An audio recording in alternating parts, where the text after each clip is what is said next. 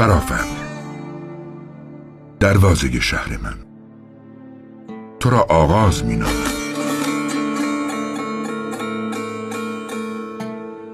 و از میان درگاهت می گذرم، آنگونه که از دل تاریخ عبور کردم.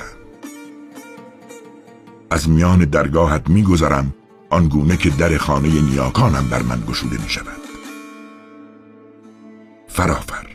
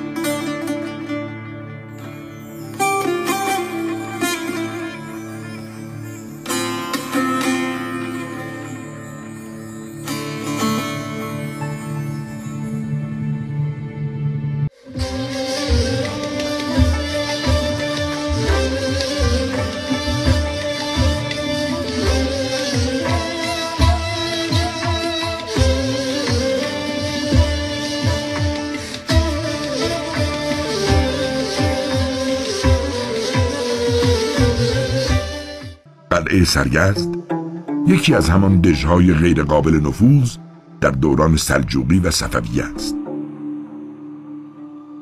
با ما بیایید تا یک بار دیگر کتاب شکوهمند دفاع از ایران، حفظ و حراست از ناموس ایرانی و نیز پیروزی‌های سرافرازانه را ورق بزنیم.